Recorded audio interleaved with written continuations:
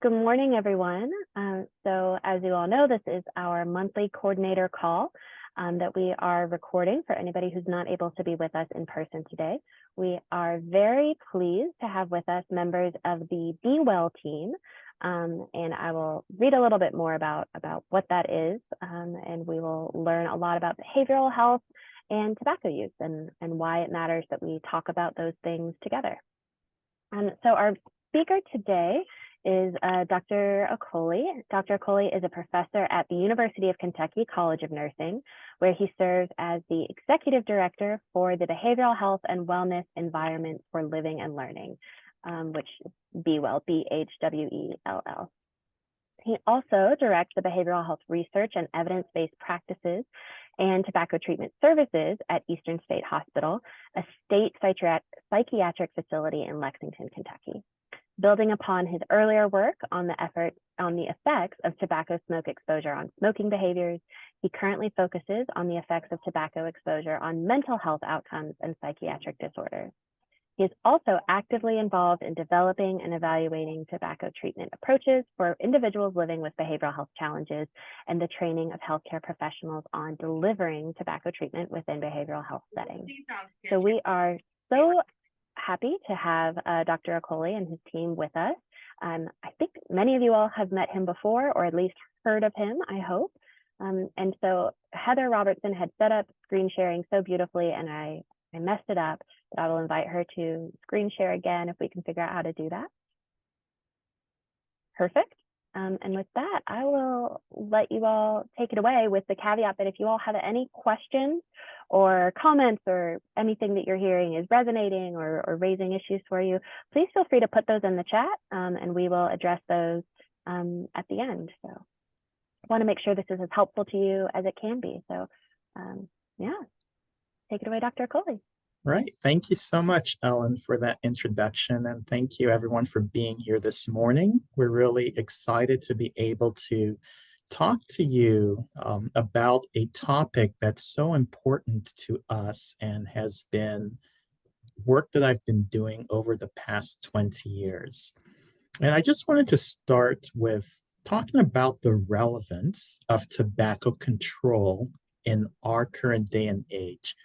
It's interesting that in the United States, we have over 50 years of knowing the science of tobacco control. In other words, we do know what works. But when it comes to certain subgroups of the population, there remain challenges in how we can effectively get what works into their hands so that they can make behavior changes that would in the long run benefit them. So I'm going to start by saying, it's important to understand that today, tobacco use is still the number one preventable cause of disease and death in the United States. And that translates to 480,000 individuals die from tobacco use each year. And what's 480,000? If we had 3 jumbo jets, fully loaded jumbo jets, falling from the sky every day of the year, that's what 480,000 looks like. And if that was happening, I'm sure the FAA would immediately put a halt on flights to figure out what's happening. And that's why it's important that we still understand the devastating effects of tobacco use. Now, I started this journey because I'm a psychiatric nurse. And right out of nursing school, I worked at a state psychiatric facility.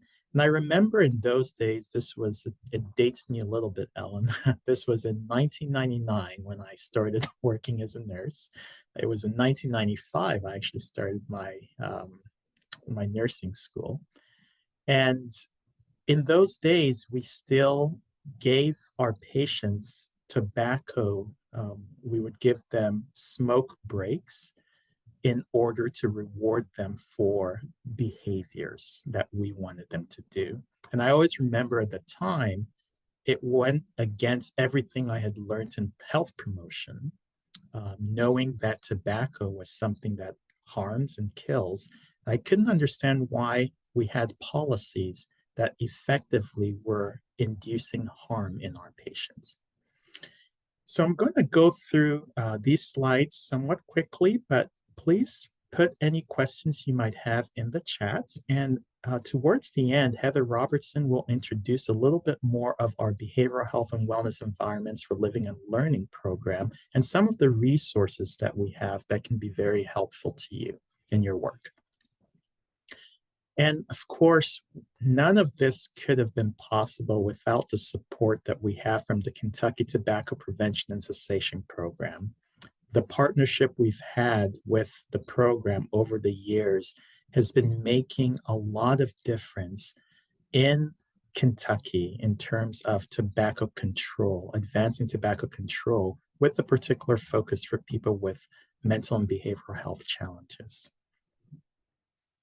So today's objectives, I'd like to describe some of the prevalence rates of tobacco use for people living with mental behavioral health challenges in Kentucky and discuss factors why people continue to use tobacco, particularly in this population, why it remains prevalent.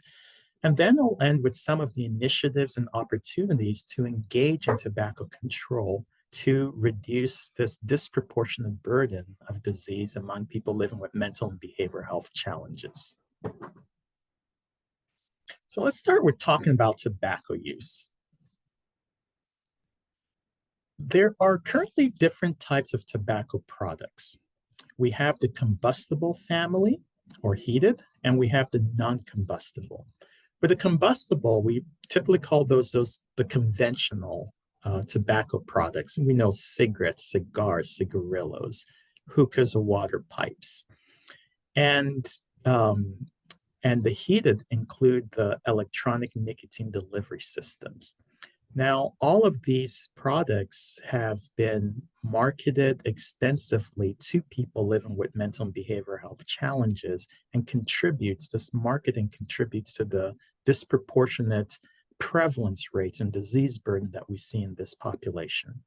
With the non-combustibles, especially in places like Kentucky, these are rather relevant. We have the snusses, the chew tobacco, the dissolvable products.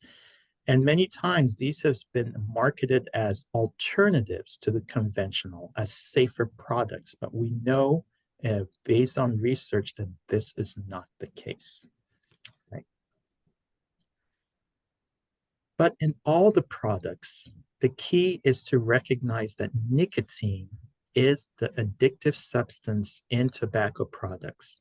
And even the US Department of Health and Human Services, particularly the Surgeon General's report in 1988, helped us understand that the effects of nicotine is similar in terms of the behavioral processes that determine addiction to things like heroin and cocaine. And I've had patients who say, I was able to stop my opiate addiction, my heroin addiction. I just couldn't kick the cigarettes. So in a sense, we say that nicotine is probably the most addictive substance known to man. And all the tobacco products have only one goal, and that is to deliver nicotine to the brain within 7 to 10 seconds, especially when you puff a cigarette. That's how fast it gets to the brain. And how fast a substance gets to the brain is directly proportional to its addiction potential. And nicotine is a curious, I would say, pharmacological drug because it can be found within the two main classes. In high doses, nicotine can act as a stimulant.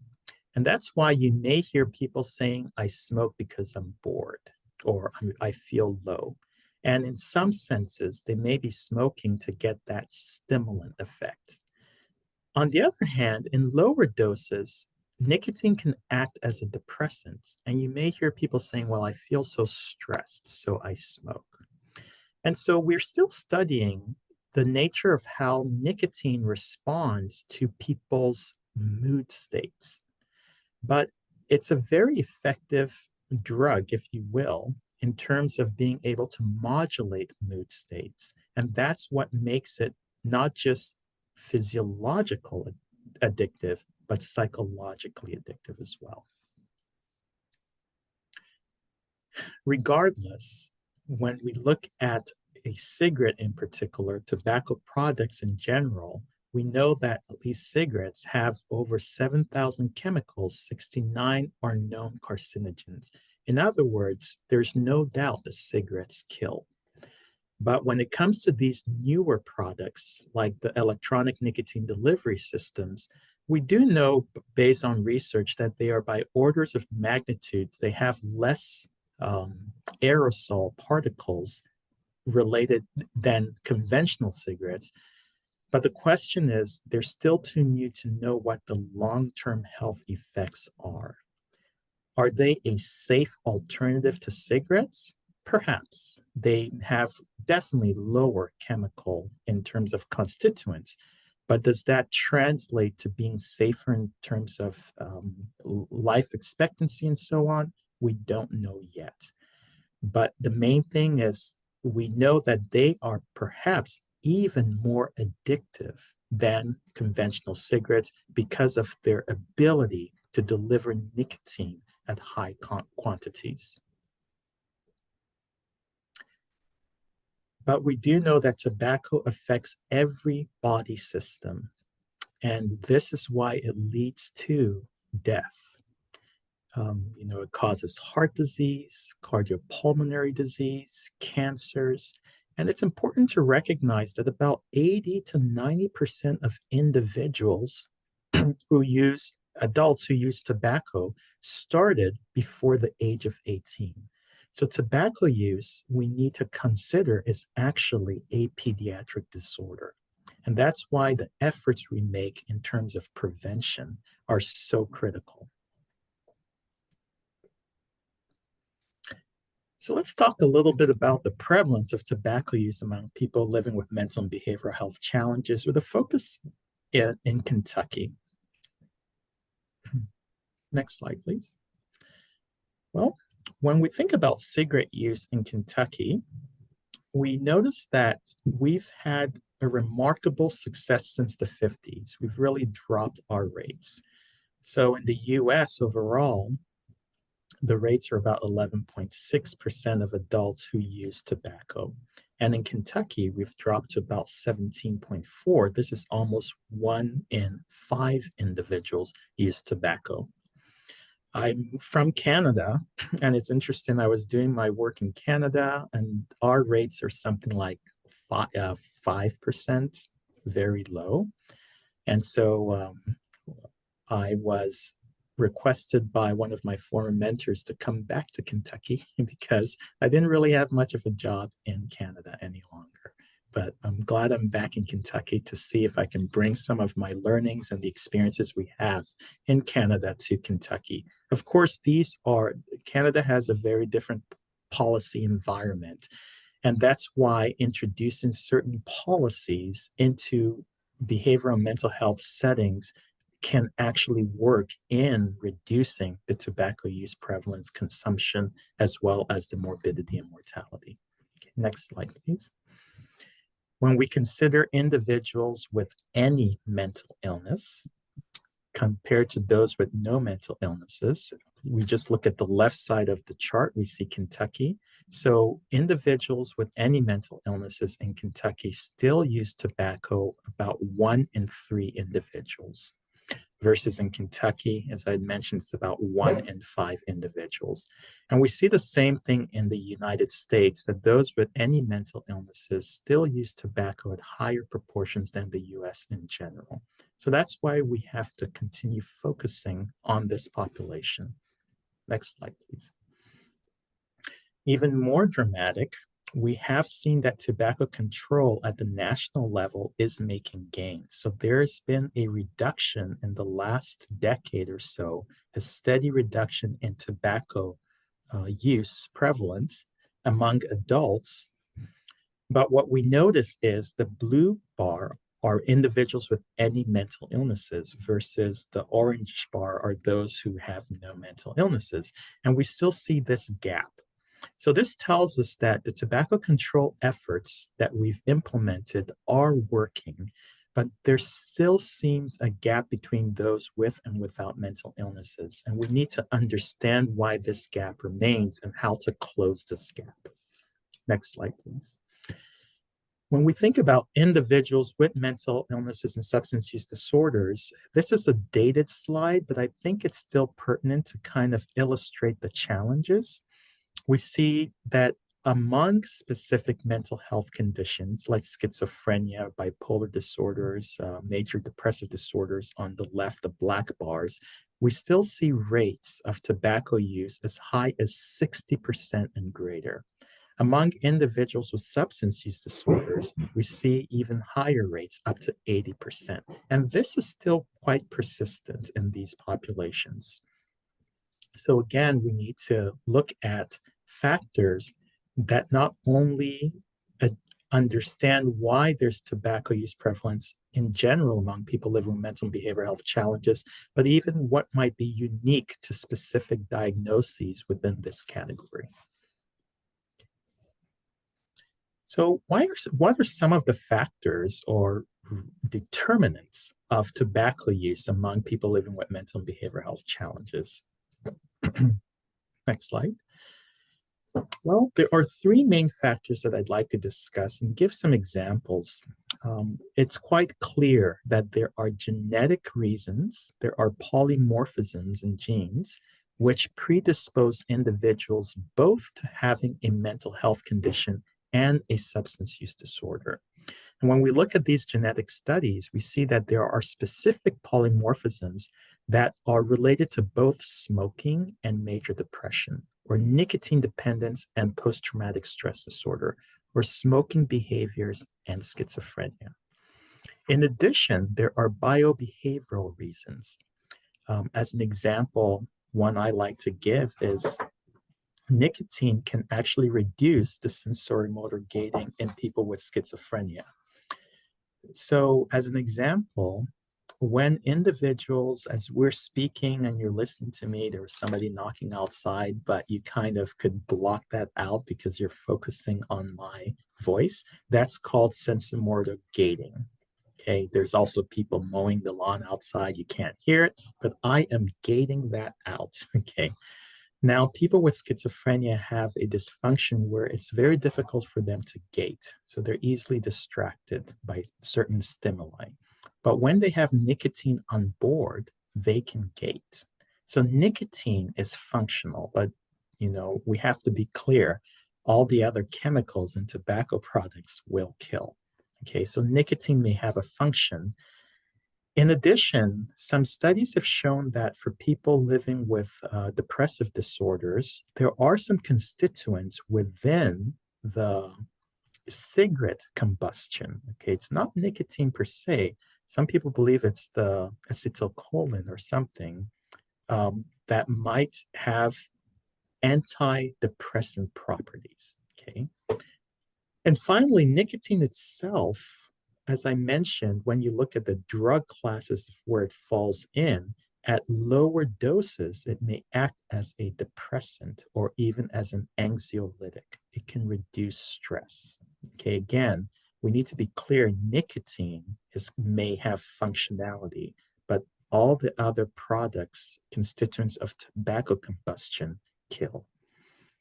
Finally, within mental and behavioral health populations, tobacco use has a long history where it's been used as a token economy. As I gave in the example, we used to provide people smoke breaks if they conform to certain behavioral expectations. Smoking in the past has also been encouraged as a means to enhance socialization for people with mental and behavioral health challenges. But it's important to recognize that these issues are matters of stigmatization. It seems all right for us to let people with mental and behavioral health challenges continue to use tobacco because somehow tobacco helps them in their condition.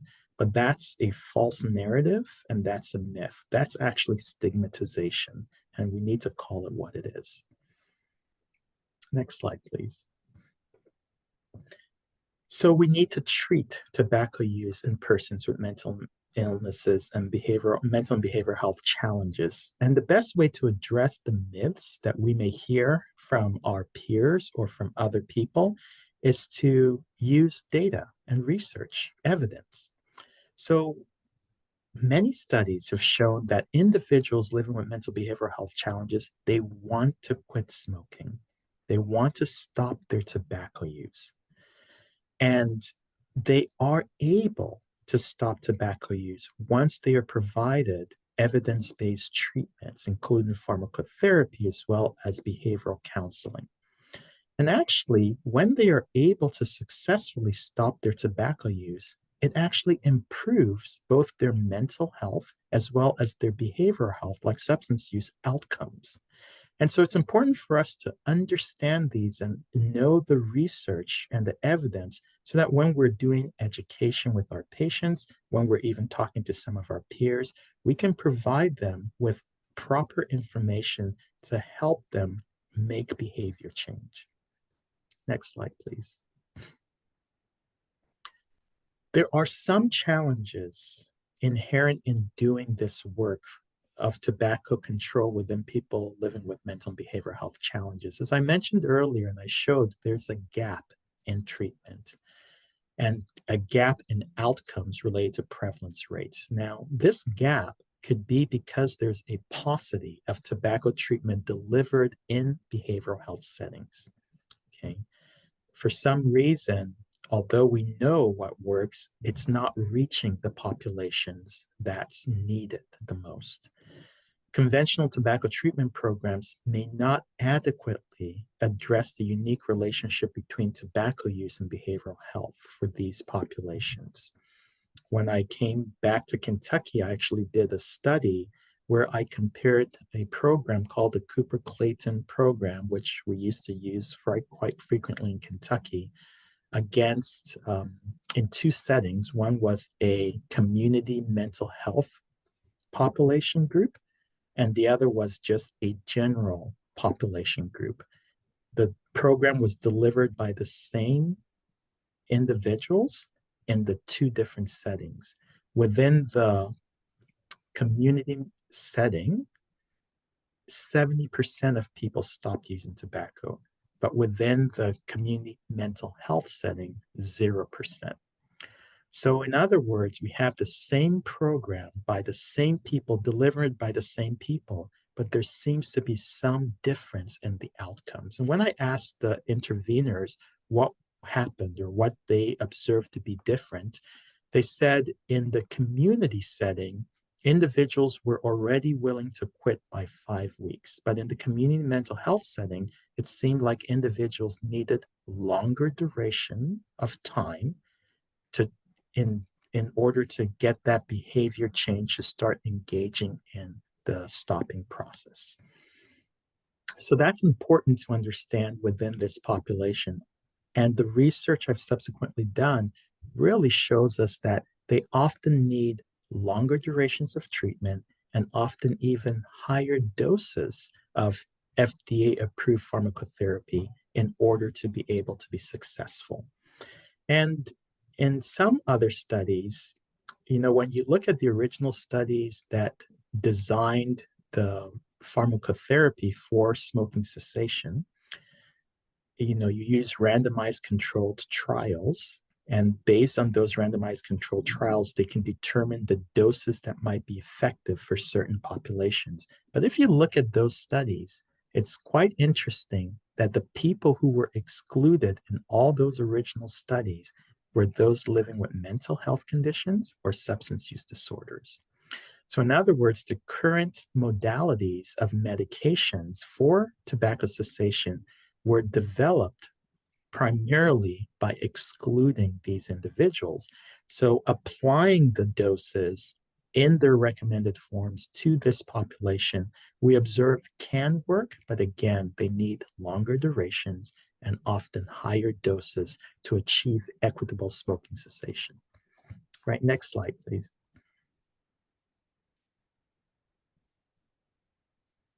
Oh. So I'm just going to give you some initiatives that we have in Kentucky to address tobacco treatment in these populations and tobacco control in general. First, it's just to remind us that based on our clinical practice guideline for treating tobacco use and dependence, all smokers, and I'll extend that to tobacco users with psychiatric disorders that include substance use disorders, should be offered treatment. And we as clinicians, healthcare providers, health promotion specialists, need to overcome our reluctance in treating this population.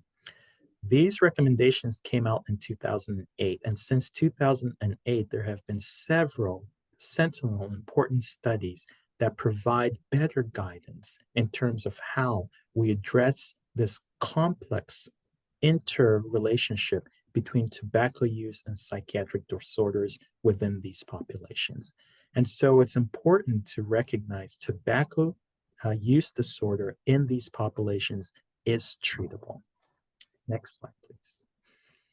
The CDC recommends that we take very specific actions. And one, stopping practices that encourage tobacco use within behavioral health settings.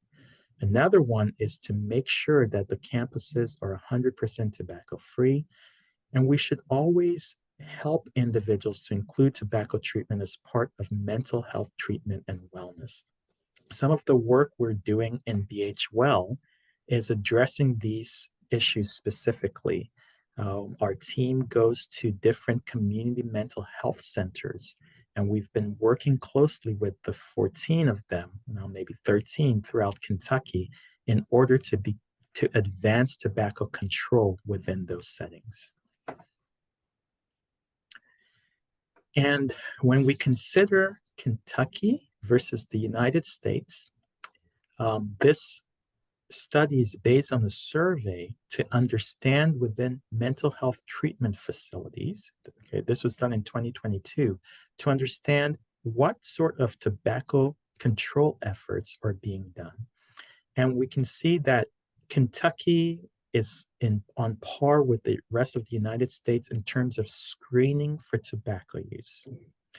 But when it comes to other aspects, offering counseling, offering nicotine replacement therapy, pharmacotherapy, or having comprehensive smoke-free laws or comprehensive vape-free laws, we still fall below the United States. So that means there is opportunity for the work that we're doing. Next slide, please. When we examine substance use treatment facilities, we find something similar. Kentucky still falls below the United States in terms of screening, offering counseling. We're about on par with offering nicotine replacement therapy and pharmacotherapy, non-nicotine. But again, having those comprehensive smoke-free laws within those settings, we still fall far short. So in substance use treatment facilities in Kentucky, we have much more opportunity to advance tobacco control. Next slide, please.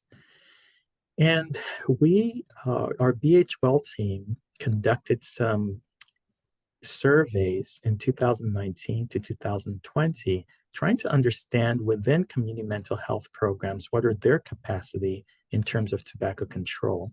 And within Kentucky, they mentioned that only about almost 30% provided some kind of tobacco treatment service. And 57%, almost 60%, had no smoking signs. And 82% had a written tobacco use policy. So again, in terms of advancing the written tobacco use policies, that's a very important intervention for programs to begin considering tobacco control. But we still have opportunities in perhaps the no smoking signs, and particularly we're targeting the providing of tobacco treatment services. Next slide, please. We also, in the same survey, asked the different community mental health programs about their use of evidence-based tobacco treatment. And we say evidence-based tobacco treatment is often called the 5 A's, where we ask, advise, assess, assist, and refer or arrange. And we found again some opportunities where most of them ask, which is the form of screening. Only about half advise or assess, and just a little more over half assist individuals in tobacco treatment or refer them to treatment sources. And this sort of information is important to us because it gives us direction as to what aspects do we need to intervene. So some areas are, again, with the assessing and assisting, we want to enhance the capacity of community mental health programs to deliver tobacco treatment. And in terms of referring, we also want to have them know what sort of resources are available within the community to refer people who need tobacco treatment. Next slide. So here, just I'm going to end with a few more opportunities to address tobacco use for people living with mental and behavioral health challenges in Kentucky. So based on the national and state tobacco control program goals, we want to eliminate exposure to secondhand smoke, promote tobacco treatment with adults and youth, and prevent initiation among youth and young adults, and advance health equity, by identifying, eliminating commercial tobacco product related inequities and disparities. One area of a big gap is understanding this aspect of secondhand smoke exposure for people living with mental and behavioral health challenges. There have been several studies over the years addressing ways to bring in tobacco-free policies in settings. But we don't know much about the effect of secondhand smoke exposure on mental illnesses. Now, in the last 10 years, there's been building evidence on this aspect. But again, this is an opportunity to understand where people living with mental behavioral health challenges, where they live. Do they have voluntary home smoke-free policies? Do they even have the opportunity to have such policies? And can we empower them to recognize the importance and the challenges and the health effects of secondhand smoke as well? Okay, next slide, please. So there are several toolkits, resources that can guide mental and behavioral health facilities in developing both tobacco-free policies and even giving them a step-by-step guide in knowing how to advance tobacco-free policies within their settings. And I recommend that you click on these links. You'll have these slides available to you, and take a look at some of these toolkits, because if you're working with any community mental health programs or behavioral health substance use programs, then you can certainly look through some of these toolkits, and it can guide you in terms of what you might consider working with those programs. Next slide, please. Another important aspect is Quit Now Kentucky. I'm sure Ellen will point you to this over and over again, but this is an incredible resource, very important resource. It's good to also know within Quit Now Kentucky and the National Quit Line services that we have specialists who specifically will work with individuals who have mental and behavioral health challenges. So they're trained to do so. And so this is an important resource that you can refer people. Next slide, please. Again, now within Kentucky, we primarily encourage the use of freedom from smoking clinic programs through the American Lung Association. It's an evidence-based program that can really help individuals primarily within group settings to engage in tobacco treatment and be successful. So I recommend you becoming familiar with these resources, maybe seeing if you have them available within your own localities. And I guess we might need to toot our horn a little bit, but UK, University of Kentucky, has an incredible program through the Bridge in Research Efforts and Advocacy Towards Health Environments. We call that BREAThe. where we have an online tobacco treatment specialist training. This was probably the first online tobacco treatment specialist training in the world. And we have trained several hundreds of individuals globally to become tobacco treatment specialists. And in the last 4 years, we've partnered closely with the Kentucky Prevention and Cessation Program to prepare tobacco treatment specialists who have a specialty within mental and behavioral health settings. So we've been embedding these tobacco treatment specialists within Kentucky community mental health and behavioral health programs. Next slide, please. And I'm not going to show this for time, but that was just an example of what a tobacco treatment specialist. These are just some examples of the resources we have on our BHWell site to talk about tobacco treatment specialists. You might be interested in becoming a tobacco treatment specialist, or you may have somebody that might benefit with this certification in the work you do. Okay.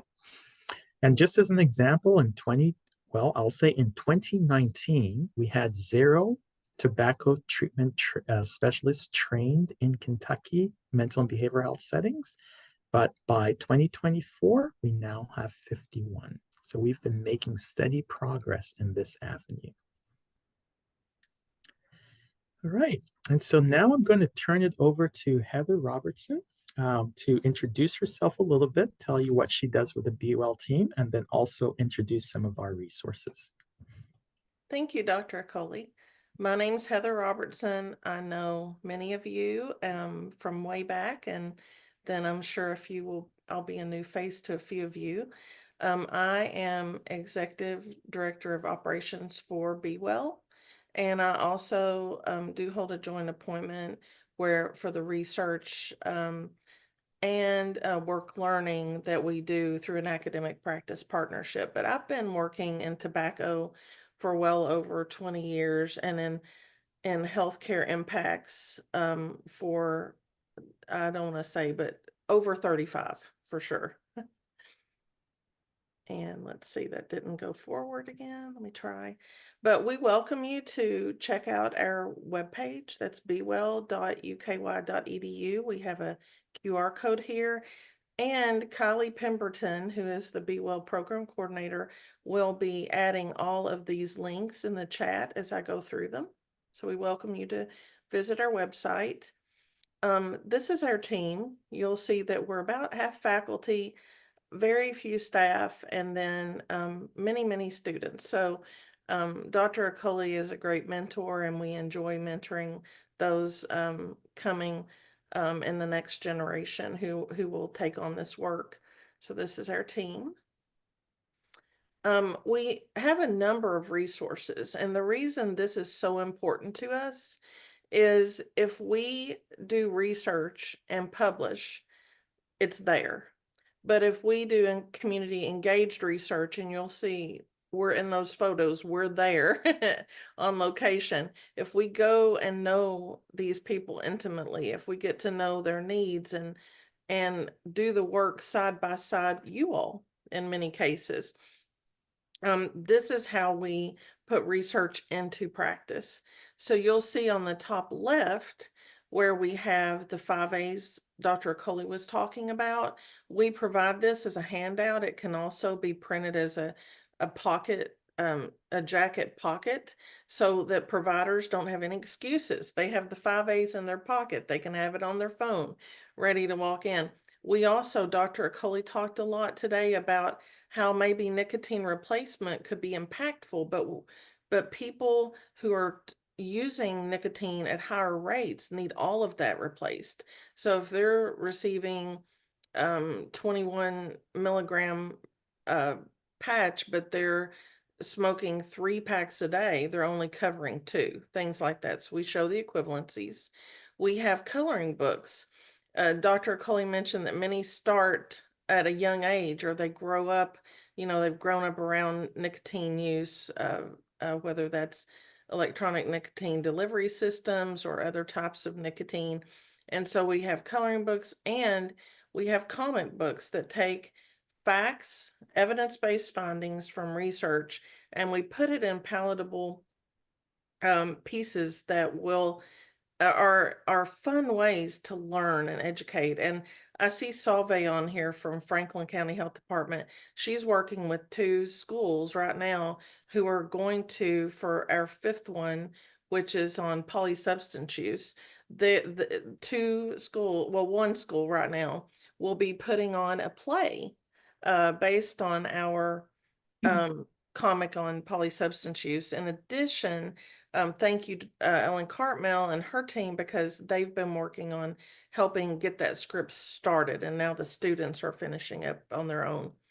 In addition, and this is very well used, we do go to events as well, as you see, but I wanted to focus on the vlogs and blogs. We had a vlog on OCD that we jokingly say it went viral. We have about 20,000 hits so far. We have an excellent team who puts together, not only is this content evidence-based, you can be sure of it, but also it's going to be entertaining so if you're a community health educator, go check it out. Use these resources, they're for you. We have the big tobacco boulder, and we actually base that on NIH had done one for depression on the big red dog. And so we did the big tobacco boulder sort of as a spin off that. But go check these out.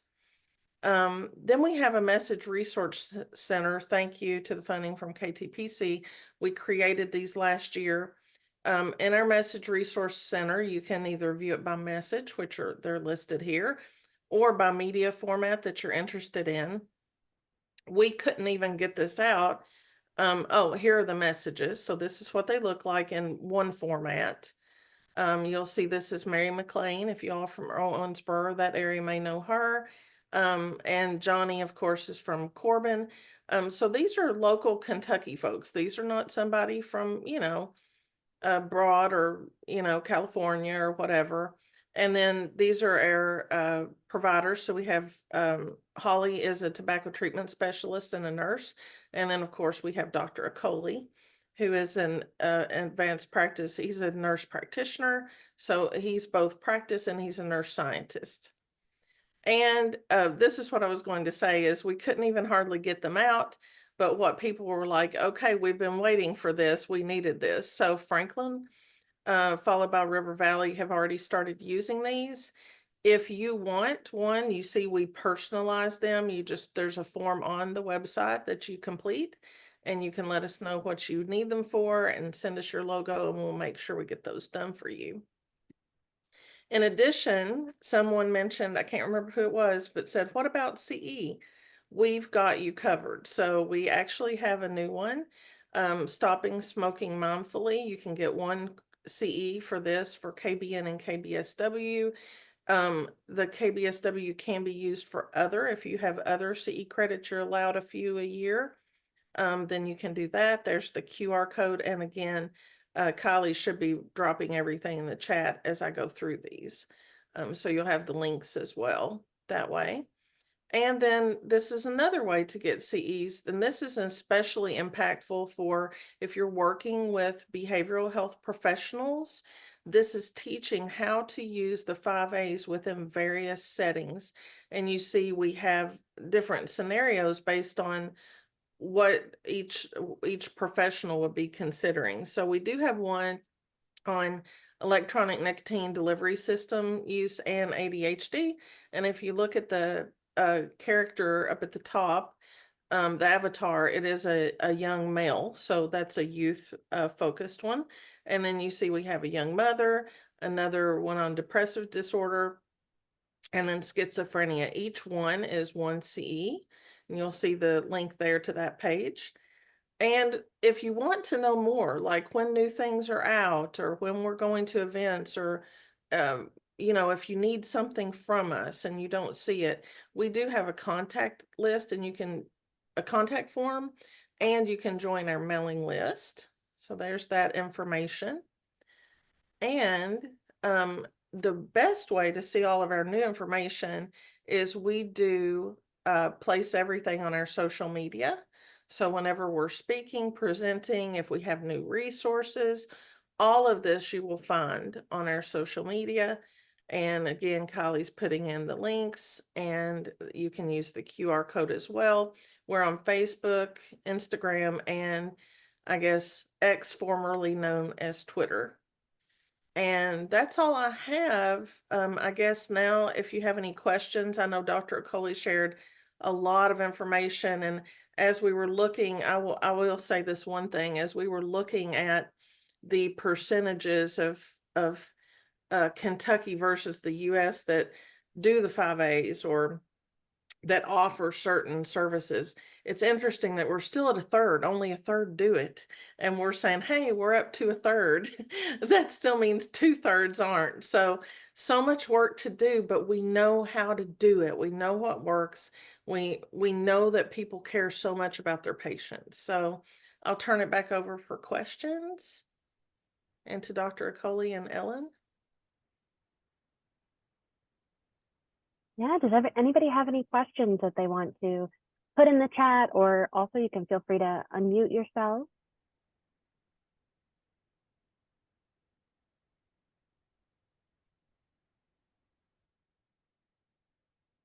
One thing that I think is so wonderful about these resources is that so many of them were created specifically with the community mental health centers in mind, or yeah, working in collaboration with them.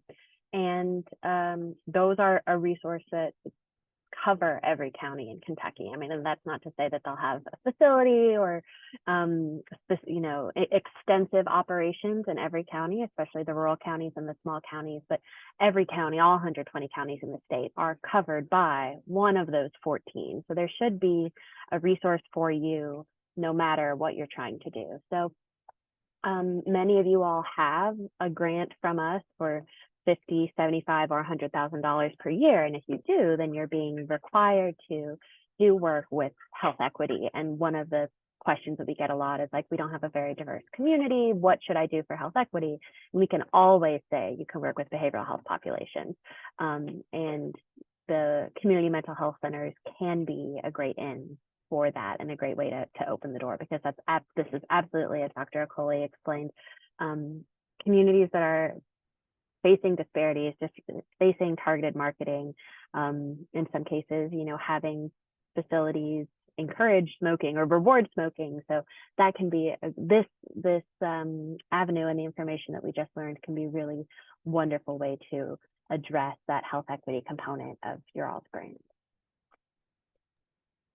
Hi, can you hear me okay? Yeah. Okay.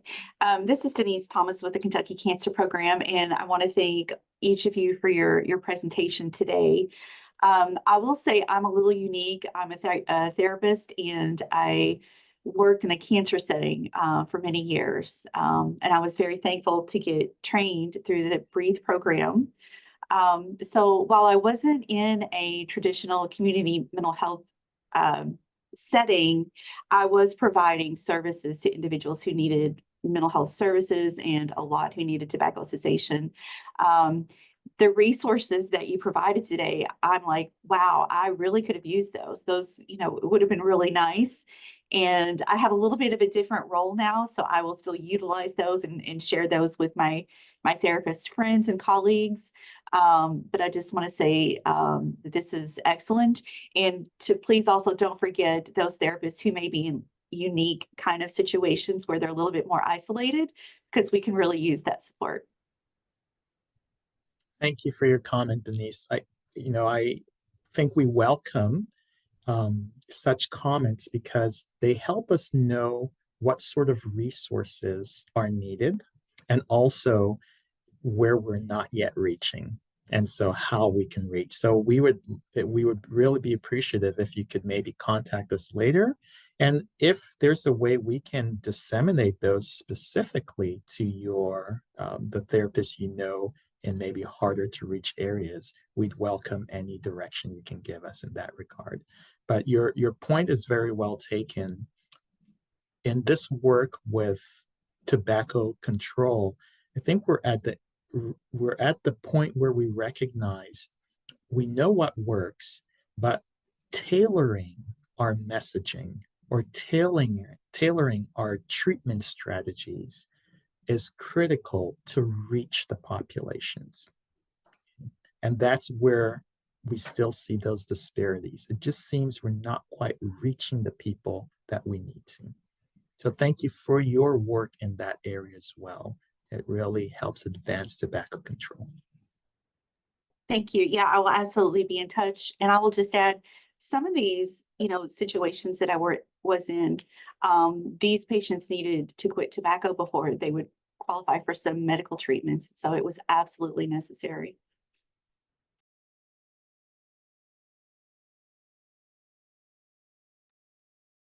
Dr. Okoli?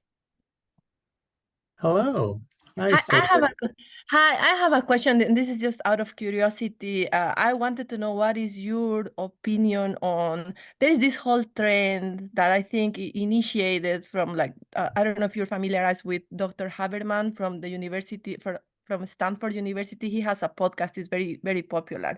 Okay. And he has had some comments about nicotine, and this, I think, all arise from the fact that there is a whole bunch of people, and I would have to call them like healthy people that don't really partake in any substances other than vitamins and so the intention is very good, and they have, and I guess because you have mentioned just now that for schizophrenics just nicotine by itself would help, there would be an aid into like decreasing the gating. So what they do is they chew nicotine, just nicotine gum, to enhance their endurance performance. And there have been some comments about also enhancing academic performance. So I wanted to know what your opinion is on just nicotine gum. That's a great question. So, people who are chewing nicotine gum in that regard are looking for the stimulant effect. It's just like caffeine. Okay, the most used substance in the world is caffeine. Mhm. The difference is we're not smoking caffeine. We're going to Starbucks or we're ingesting it in one form or the other. We're not even chewing caffeine gum, but now you can find caffeinated water. You can find caffeinated things in different ways. So, in terms of health consequences, health effects are related to how substances are absorbed within the body. And anytime we inhale something that's not meant to be in the lungs, that's a problem. Okay. So, in terms of the health trend to use nicotine for performance enhancement, for memory, and for certain things, I don't know if we would necessarily recommend that people do that, but we could say that nicotine itself, especially the way it's delivered from nicotine gum. So another aspect to your question is that the FDA approved forms of nicotine delivery, the patch, the gum, and so on, they are designed in a certain way and regulated in a certain way that they don't get you addicted. Mhm. That's important. When it comes to electronic nicotine delivery systems like e-cigarettes, they are designed in a certain way that they get you addicted. That's just the point. And so we don't see people breaking into pharmacies to steal nicotine replacement patches and gums and so on like that. So in that sense, of course, as a healthcare provider, I'm not going to recommend that people do it. But in that sense, I'm not as concerned about the addiction liability by using the gum or patch or things like that. It's just being used for a purpose that it's not indicated. All right. Thank And- you so much. That clarifies a lot. And Dr. Okoli, I wanted to, ask a clarifying question maybe about that too. A lot of people, we talk about slippery slopes. And so nicotine addiction is an addiction, and as you mentioned, it's very highly addictive, and especially like electronic nicotine delivery systems, the tobacco companies who have oftentimes have bought these because they know it's to their benefit, have what they say would have no nicotine, but studies have shown that there are nicotine traces of nicotine or more than traces of nicotine in electronic nicotine delivery systems that recommend that there would be none. And so when you're used to getting a nicotine hit and maybe you want more and more, your brain is calling, has that feed me, right? Because nicotine's addictive, it's going to say feed me. So the gum may be in small quantities where the brain's not saying feed me, but can you talk a little bit about that slippery slope and why it's important not to show differences amongst products that are not regulated, because what the companies say is in there isn't necessarily the truth.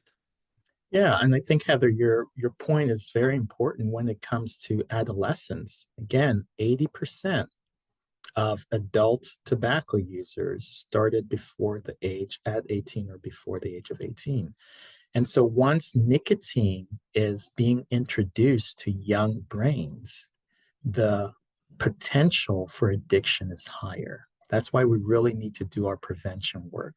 So we definitely would not recommend for anybody younger than 18 to be getting on the patch or the gum or any substance that would have psychoactive effects on the brain. But for adults who are tobacco users and want to stop using tobacco, then in the US, we have the FDA regulated nicotine replacement products for that. I'll illustrate something, and the slippery slope aspect that you mentioned, Heather, is research shows that when individuals use electronic nicotine delivery systems like vapes, basically, to stop smoking conventional cigarettes, they run the risk of either becoming higher dual users or becoming even more addicted to the nicotine than conventional cigarettes, because at least conventional cigarettes we know come in packs. But with vapes, they come in the e-liquid or cartridges in so many different forms that many people don't know how much nicotine hits they're getting. And that's what increases the addiction.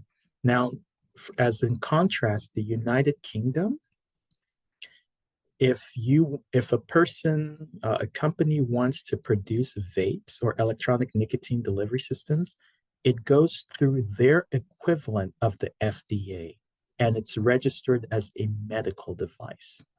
And that's why you may see in the literature this almost contrasting information, where in the United Kingdom and related countries, they're recommending vapes or electronic nicotine delivery systems for cessation.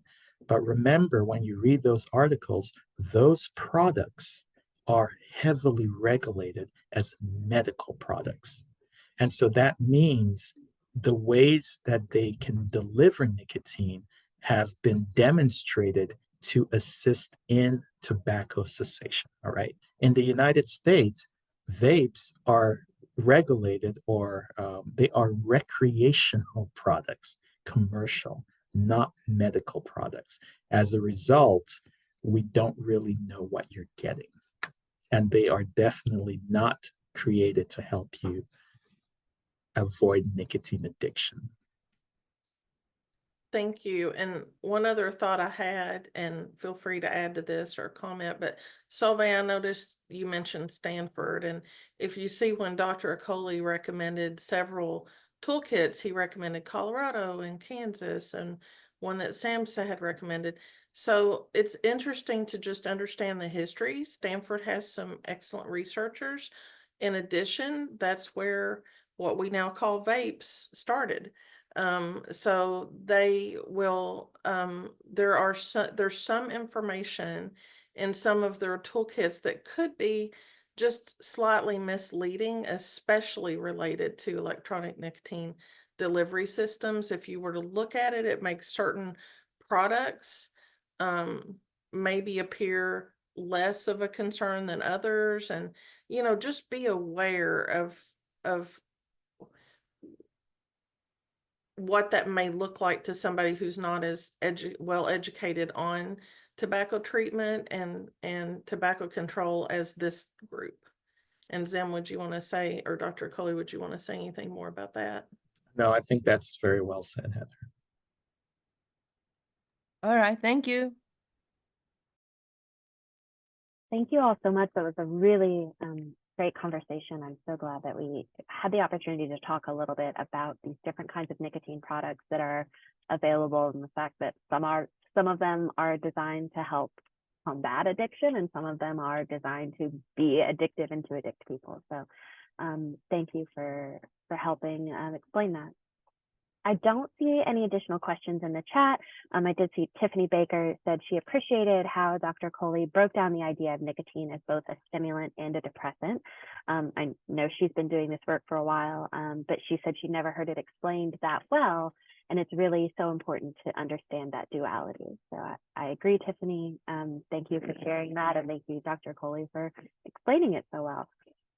So Kylie has shared quite a few resources in the chat, which are excellent. We will also make sure to include the recording of this webinar and some of those other resources in our next newsletter. If you are not subscribed to our newsletter, you can do that by going to tinyurl.com/monthly memo. And I will put that in the chat if I can talk and type at the same time. So that is how you will make sure to get those resources.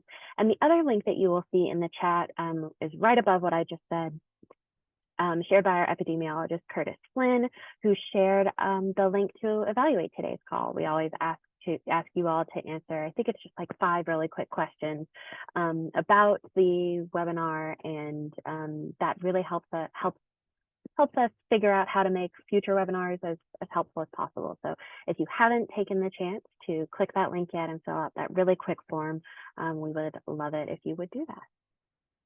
So with that, I think that is all that I have. I hope you all got lots of ideas of how to engage your community and explain these topics to your partners. So thank you so much again, Be Well team, Heather, Dr. Okoli, Kylie. Thank you. Yeah. I hope you all have a great rest of your week, and happy October 1st. Thank Sure. you as well. Bye.